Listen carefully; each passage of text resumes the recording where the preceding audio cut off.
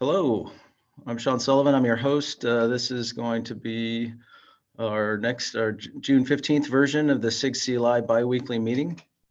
And why don't we get directly into some announcements so we could make sure to spend time on our topics and get through them all today. So most of our announcements have to do with the 125 upcoming release. And so the enhancement freeze has been delayed for a week. So it was supposed to be tomorrow and is now a week from tomorrow on the 23rd. So you have an extra week to get your KEPs merged. And I believe I just saw that SIG CLI is tracking 2 KEPs. That email just went out earlier. I'll try to add, if somebody can figure out what those 2 KEPs are, that'd be nice to add. And of course, down the road, we've got our code freeze August 2nd. Let's keep that in mind, as well as the final release of 125 at the end of August 23rd.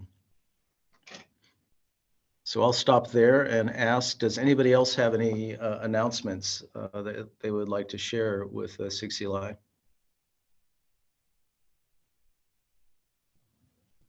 Okay, so why don't we move on to introductions? And this is the part of our meeting in which we try to get to know some of our colleagues, especially those who are just joining us. So if you haven't been to a meeting before, or if it's been a long time, or if you just want to say hi, please introduce yourself. And of course, this isn't mandatory. If you don't want to, that's fine too.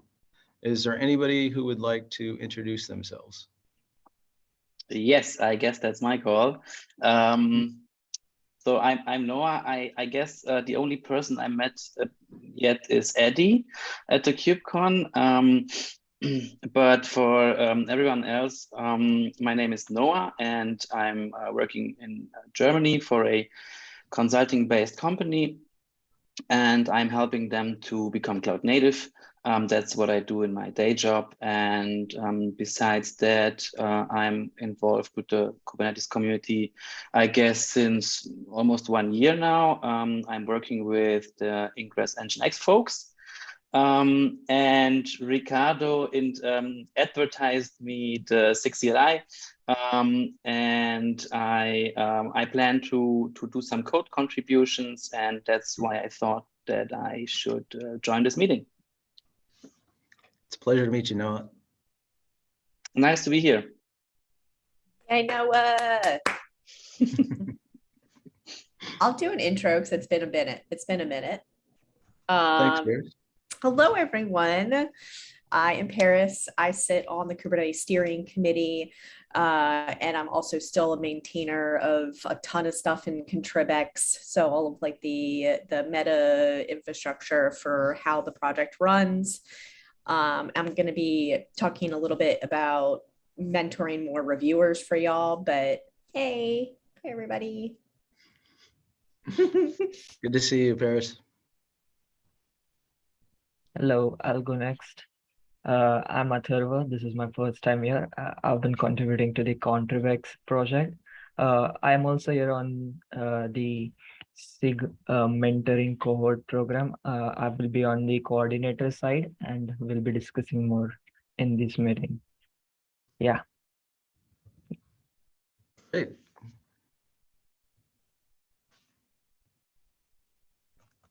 Okay, so if we don't have any more introductions, we could move directly into the topics. And the first topic we have today is by Eddie that has to do with speedy and web sockets.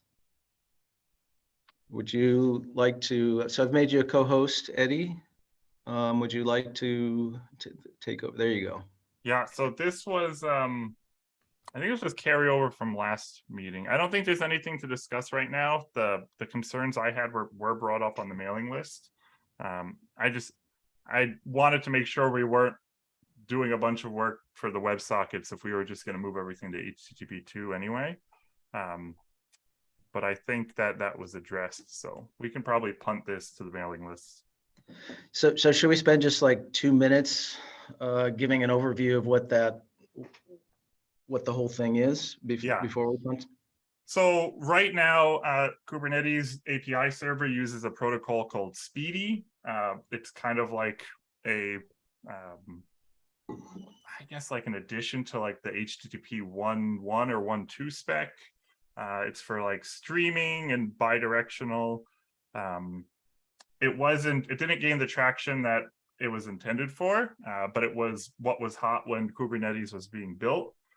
And so we have a bunch of old stuff using the Speedy protocol, and there has been a long-standing issue to upgrade and convert all of that to HTTP version 2, which has full bidirectional streaming and headers and trailers and all that jazz. So this issue came on the mailing list. Someone wanted to convert it to WebSockets, so an actual WebSocket implementation instead of the Speedy protocol.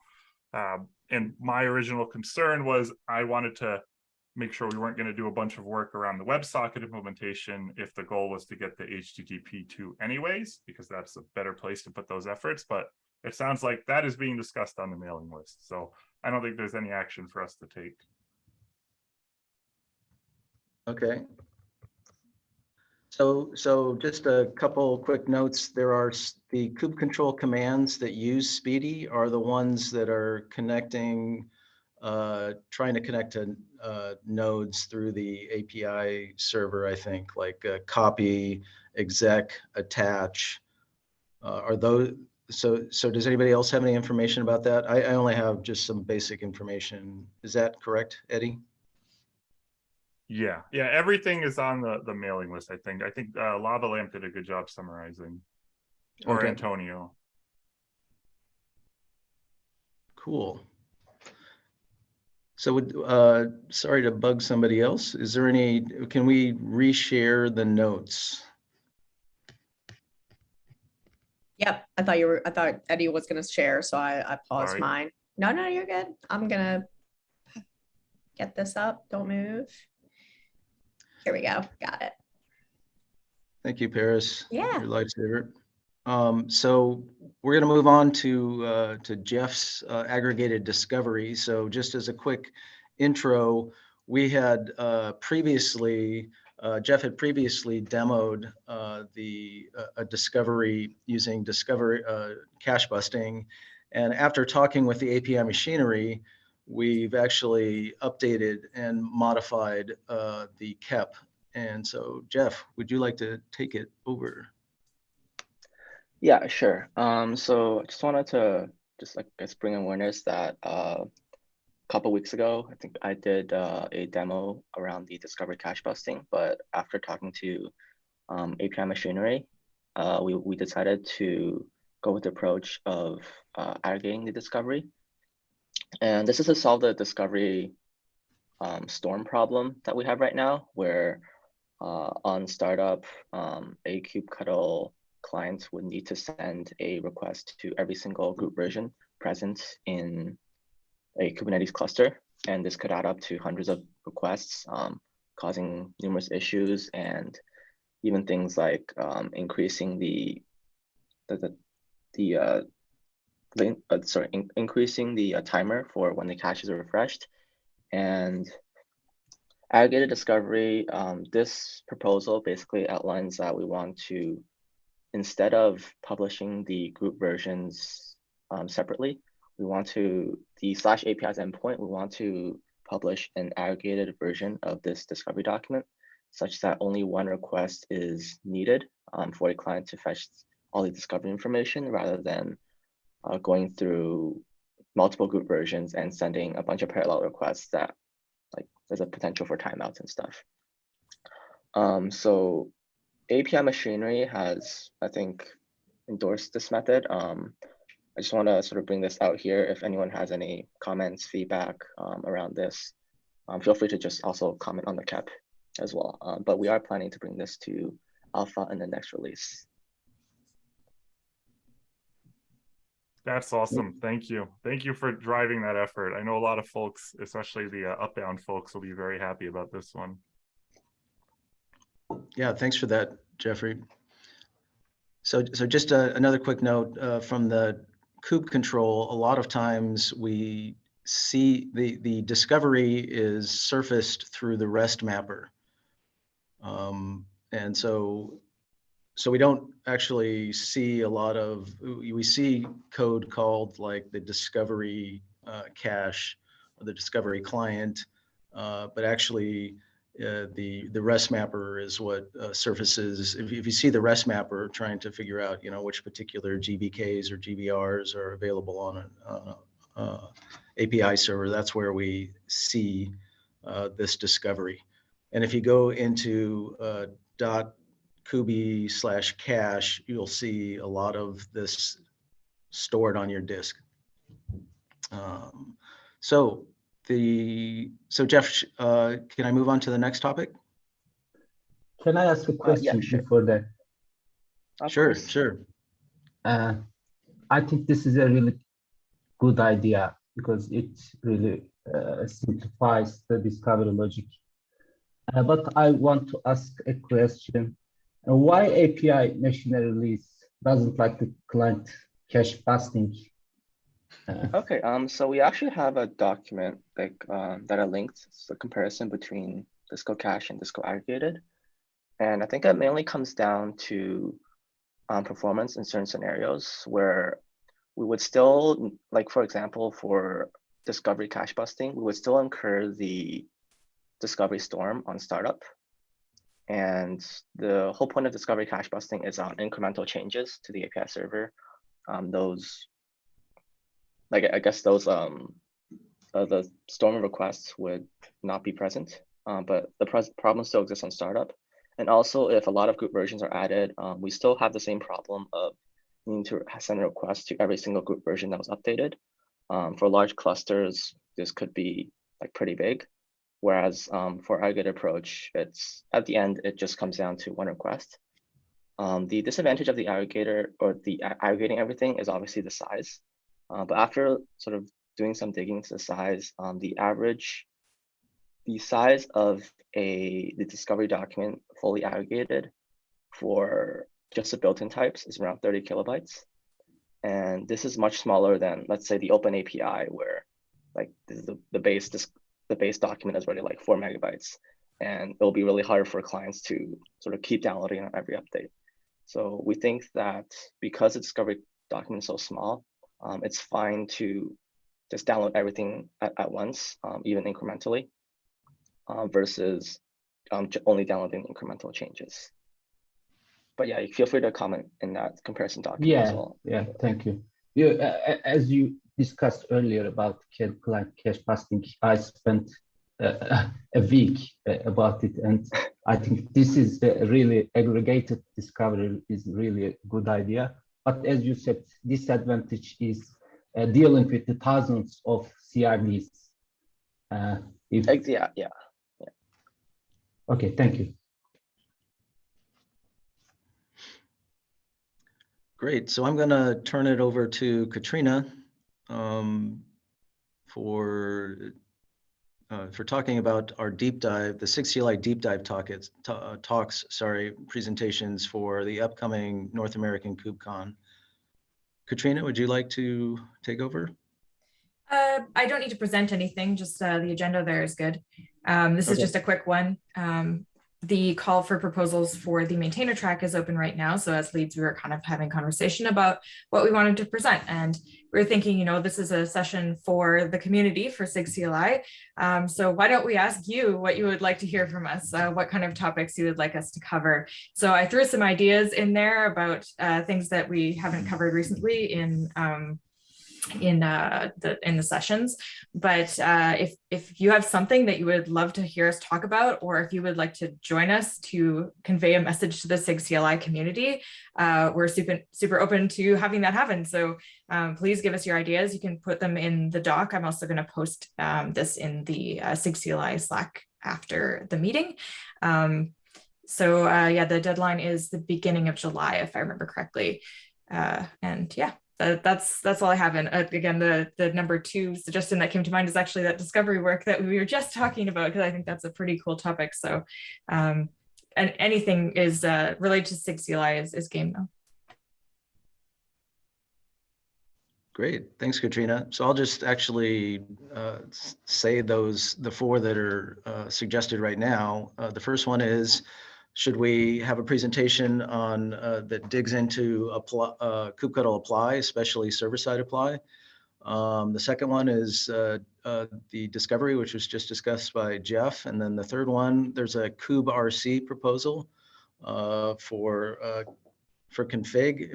I'll ask Eddie to make sure that I'm saying this correctly, but this is for some kind of a config file that's going to have more information than the current config file. It's our last topic today, so we'll get into that in a moment. Okay, great. And then kube completion. We've actually had some good demos on, code completion for kube control, completing commands, etc. Yeah, the idea behind that last one to explain is that we've done a lot of work to improve it actually in the underlying Cobra recently, and that was some pretty cool work. So maybe there's something to say there from the perspective of like encouraging other CLI tools in the ecosystem to adopt the patterns that we have benefited from. So that's kind of the angle I was going for there. Cool, thanks for surfacing that, Katrina. If we're ready, we can move on to Paris, who saved the day today. That fourth one actually sounds like a good main track talk, by the way, Katrina. It's too late for that though. I know. It's too late, babe. But there's always another KubeCon around the corner, you see. So it's just like in a month, the CFPs will probably be due for the next one. So anyway, so I've got a lot of y'all on the phone right now, and I know that some know what I'm talking about. Other people don't know what I'm talking about. So I most likely will repeat some things for the folks that have heard this already. So I apologize to the vets for hearing this rant. Okay. We have a program. It's a shadow review. It's a shadow mentoring program. Anytime I say the word mentoring program, people assume that it's one-on-one and that it's a lot of hours and it's a lot of burden. And I'm here to tell you that it's not this. Not this. The idea here is a group of people who are all taking the same journey together. Think of like, back when you were in uni or college, you had these like group projects, but you were all on the same, you're all on the same journey together. You all have the same goal at the end. And in this case for CLI, I heard that y'all need more reviewers. So what we would do is we would spin up a group of like-minded, interested, committed folks who all have the same baseline as each other. And in this case, the baseline has to be Kubernetes org member. Because why? Because in order to get to reviewer, you already have to be a Kubernetes org member, unless you're like expediting them. And that's like a whole other weird thing. But at the end of the day, if you need to get to reviewer, you need to start off with the two sponsors and the trust building of the review of the org member, right? So the idea here is it's over a 3-month period. You get together with a group of 10 people. It's anywhere between 5 to 10, just depending on how many mentors we can get. It should be one person per 5 people at most. So if we have a group of 10 people, we should have at least 2 mentors in the group. And when I say in the group, it just means in the private Slack channel. And then every other week for 3 weeks, we rotate on different structures. And for instance, 1 week is a Slack stand-up every Tuesday or Wednesday, for instance, meaning people check in with you, you as the mentor.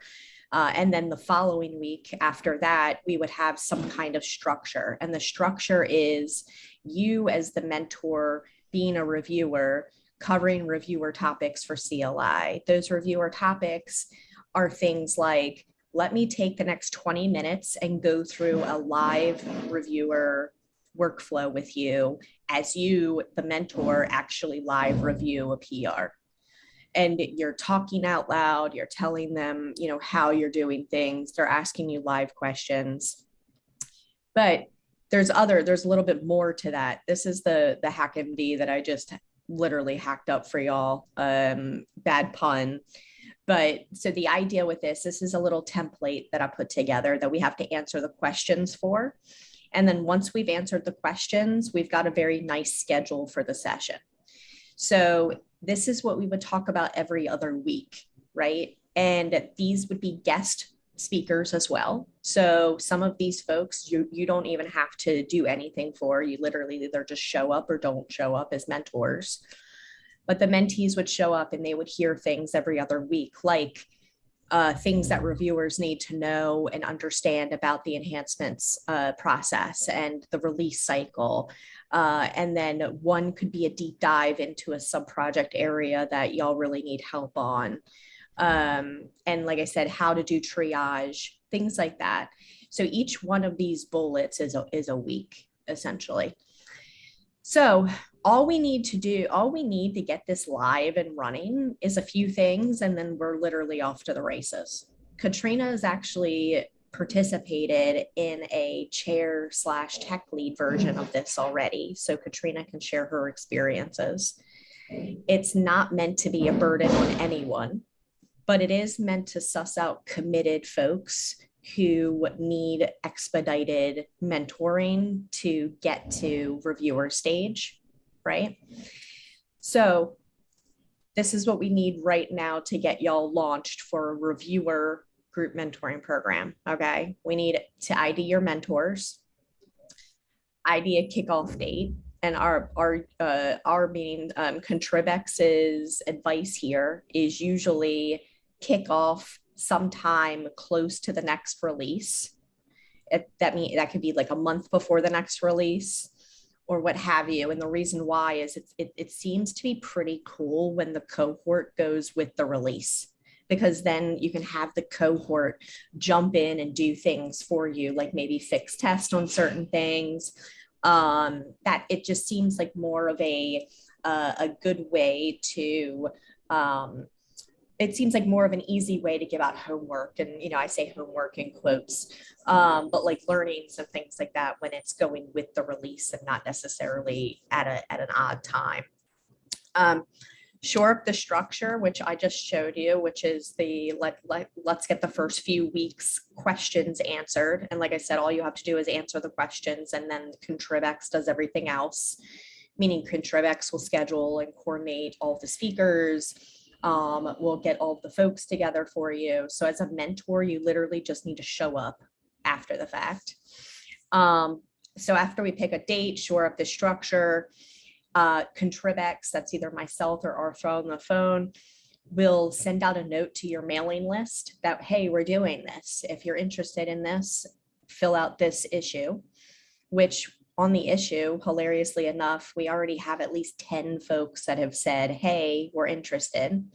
I would say half of them are qualified. Again, and the qualification bar is that org member status, right? So we already have quite a few folks that have said that they were interested. So now we need to like get the outreach out with the CI mailing list, the CLI mailing list, as well as KDEV. And then we pick the mentees and we're done. And then you've got a cohort for 3 months. If we have 10 people, which is what I think we should try for, based on past cohorts, it's about 50% that graduate into an owner's file. So at the end of 3 months, you'll have 5 new reviewers, which is pretty amazing. So that's my pitch to y'all. And like I said, it seems like it's a lot, right? Because it's new. It's stuff that like we don't usually do that much in open source, which is like group mentoring and like feeding off of peers and things like that to help, to help each other, boost each other up. So it seems like it's a lot, but that's just because it's new. And like I said, Contribex does a large part of the coordination here. So yeah, just let me know what y'all think and we'll get this started. Okay, I see Katrina raised her hand. Yeah, first off, you mentioned that I was in a similar program last year, and I wanted to like echo that was a really good program, very useful. I've been a lead since September or October, and it was that program that really prepared me to step up into that role. So absolutely, thank you to the contributor experience team putting that together. It was great. And the second thing is I have a question for you. I see it's like a joint SIG CLI program. I don't want it to be joint. So thank you Okay. for, go ahead with your question, and I'll probably jump in. Okay. So if the goal is to get people into a reviewer's file, I'm wondering, like, are we targeting a particular one? Because like in SIG CLI, we have at least Kubectl and Kustomize that need reviewers. Maybe some other projects could chime in. I'm not sure if others need it as well. But at minimum, those two, and like qualifying in the two places would be independent. So I just wondering if we had a particular goal, or if like split the cohort based on interest or what. Yeah, my goal is to have 2 cohorts. However, I know that there's a lot of y'all that do both, that are owners in both groups. And the initial folks that came to me wanted to kind of try to do sort of a both approach. I definitely think that we should make this 2 groups though, because I think both of you have such a great need and a lot of content that I think it would be too much on the mentee to have them both together. And then as far as like the sub-project need, yeah, we can do as many as you want with the structure as it is now, meaning we could do all of your sub-projects, and meaning like we could just do deep dives, and then wherever they land, or we can do a better, more scoped approach, which I definitely think is good, meaning like take 3 to 5 of your sub-projects instead of all of them. So that's up to y'all to decide, but we'll run with whatever. But yeah, I definitely agree. A more scoped approach is better for you as the mentor and the mentee, with expectations and things like that.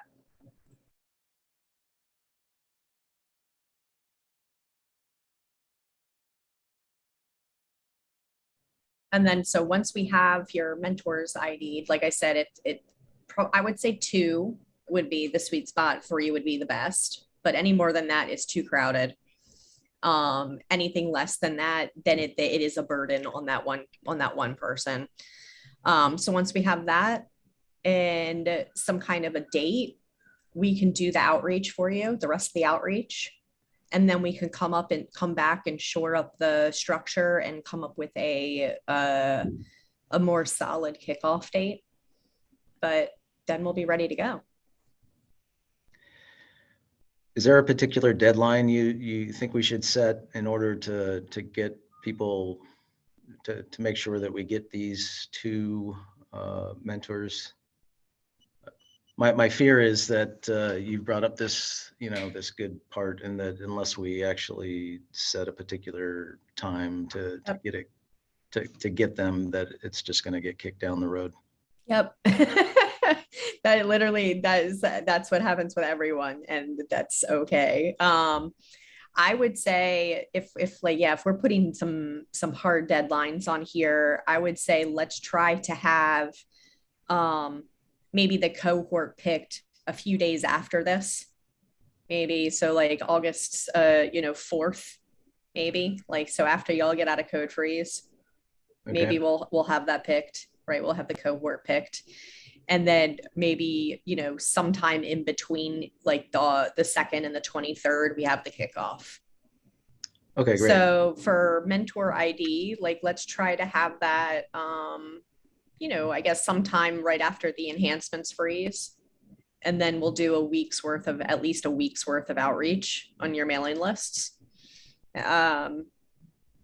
So yeah, let's try to get I would say at least between 5 to 10 days, because it's summer and people are on vacations and stuff like that. So yeah, let's try to, I'll come to your next meeting too. I'll keep coming until we have this kicked off.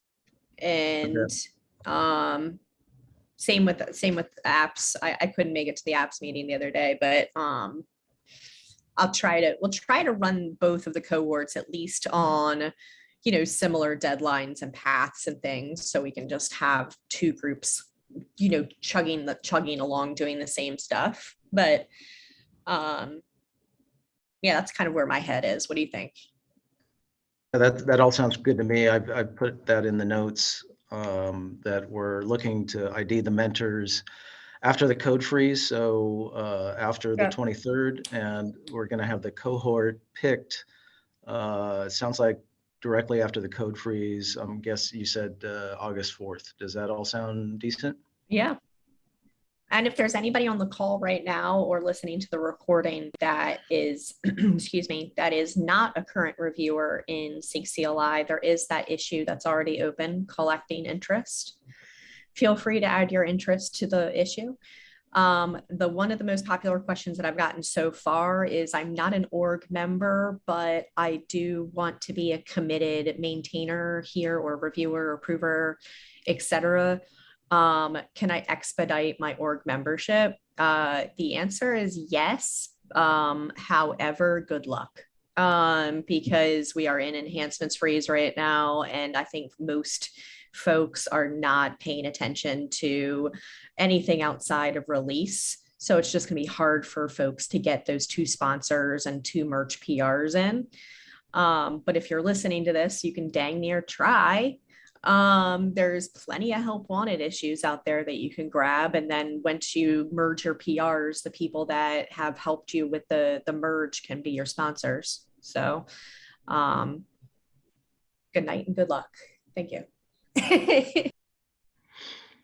Cool. Well, thanks a lot for dropping by, Paris. Yeah, thanks. Okay, so we've got, if we can, we'll move on to Eddie's KubeRC. Is that okay, Eddie? Yeah, for sure. Yeah, so if you click that, thank you. And then on the right there, next to the view checkbox, that little page, yeah, that one, thank you. So I'm not going to read the whole cap. This is one that we've been talking about for a while, and it just never got prioritized to push through. I'm pretty determined to get it in for 125 as a really early alpha, so we can start getting some feedback. The goal here is to, because we have our kubeconfig files, and they hold everything from user credentials to cluster endpoints and certs. And there's a problem that arises usually when you create a new PR, a new cluster, you get a new kubeconfig. And so managing kubeconfigs and merging them is a whole nother topic. I should probably add that to the non-goals here. But the idea is to have a place for user configs and preferences that is a separate file that is opt-in to, so we can introduce some new breaking changes that won't break backwards compatibility because you're opting into it.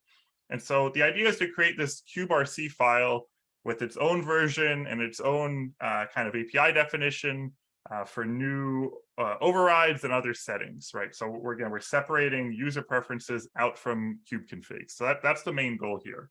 And if you scroll down, I have the code block, and yeah, right there, cool. So this is the kind of design draft that I put together with Jordan. Jordan and I were talking about this for a bit and how to introduce this and how to structure it.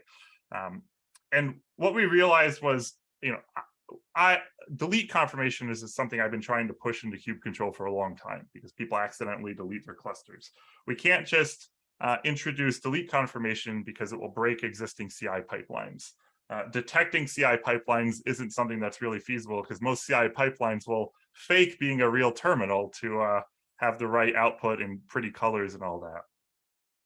So what we came up with was the second part here, this command override section. So this was an idea we realized we could center everything around flags by defining default flags per command.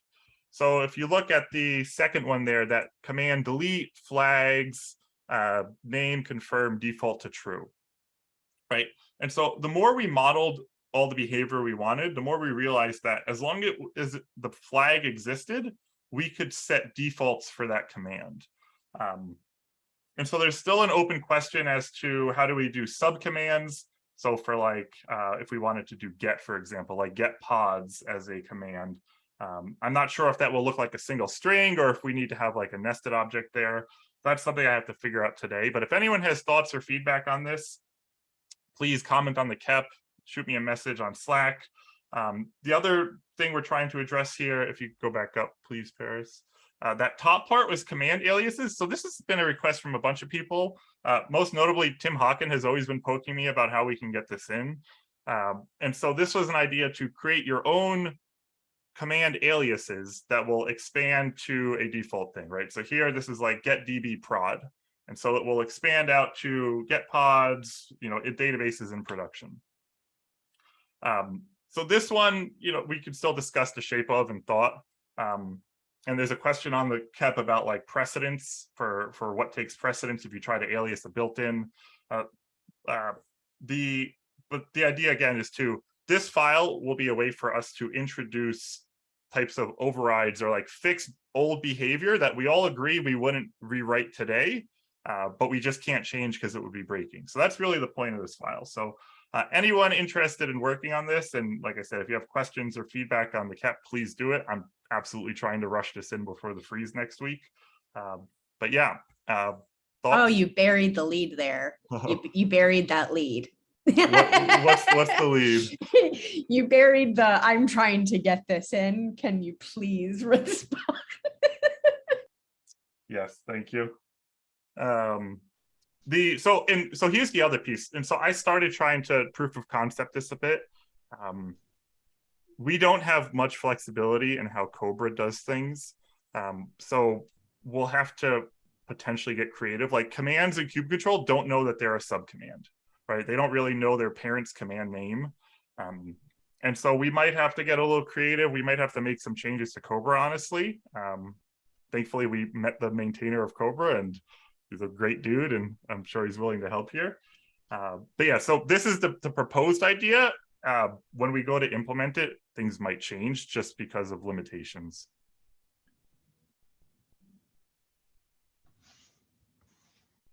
Very cool. Yeah, I kind of feel like the current kube config, which has, believe it or not, you could actually set the namespace that for a particular context, and so that already feels like one defaulting mechanism. Like here's your default, and actually feels like it's much more would be much more.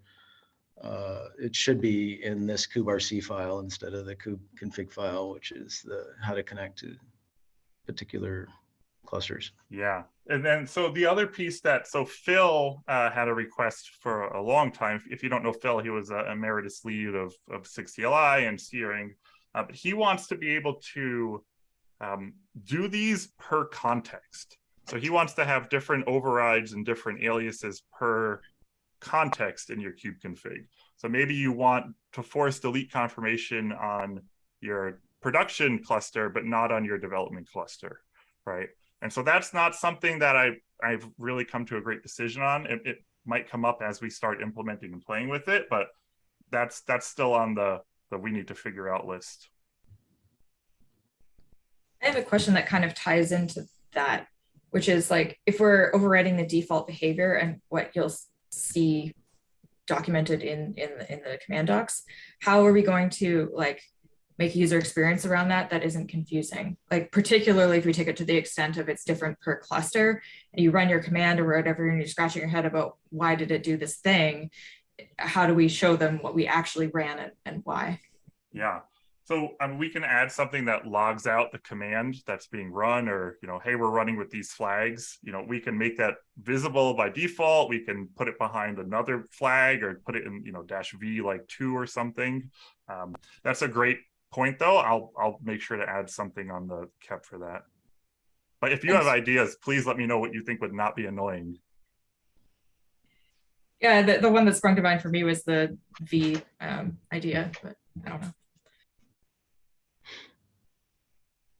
I have a feeling there's going to be a lot of opinions. You're going to hear a lot of opinions about this.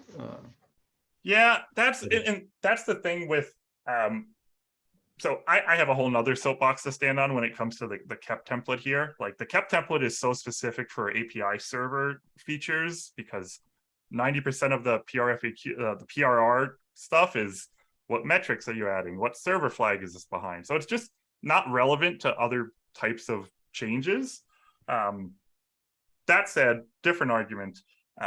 I want to get this in. I was like, wait, what meeting are we in? Yeah, I want to get this in as soon as we can, even if we, I think we're going to hide it behind an environment variable as just an experiment or something for now. But if we don't have something that people can play with and give feedback on, there's no way that we could shape it the right way. So I want to ship as soon as we can.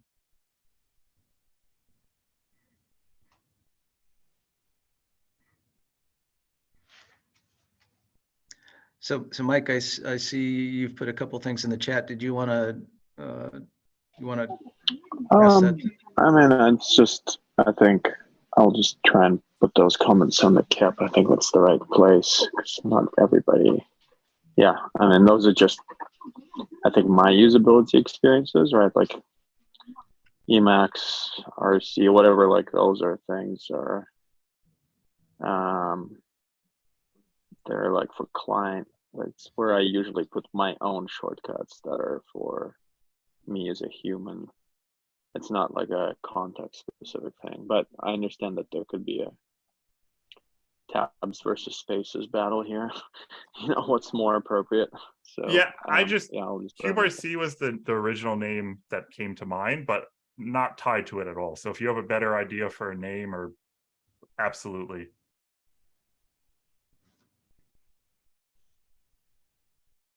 different RC file or RC file behavior for a different context, and that seems a little odd to me, but that could be just my personal baggage.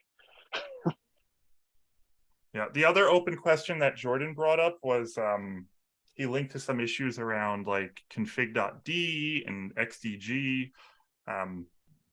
These were things that we decided not to go with in the past, right? Like people have wanted xdg config, which is, you know, if you, in your home directory, you have your .config folder, basically, that's the default, and a cube folder in there, instead of populating the top level. There was a KEP for this that Doug was working on. Ultimately, we decided it's too vast of an ecosystem change, because if that work needs to be done in like client Go, and any tool that does an upgrade to client Go, ship a new version, and someone upgrades to, you'll be operating on different clusters than you think. And that's a scary, confusing thing. So that's an open question on, is this something we want to support here? I still think it's probably too dangerous.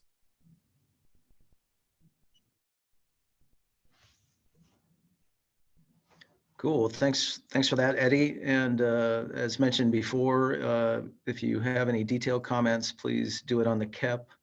That it sounds like that is the one KEP the SIG CLI is tracking. Is that correct, Eddie? I said 2 before, and you corrected me. The events one is not going to make this particular release.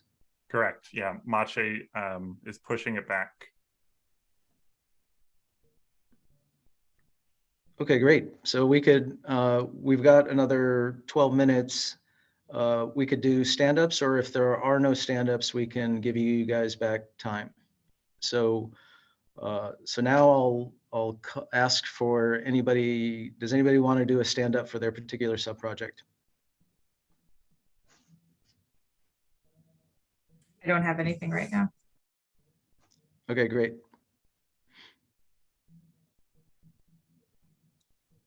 Okay, cool. I'm gonna give you guys, we'll give you guys, sorry, you all, some time back. And appreciate your joining us. And it was great to see Paris. And again, Paris, thanks for saving the day if you're still on. And have a good day. See y'all. Bye. Thanks. I'll ping y'all about mentors in a few days. Let's get this going. Woo!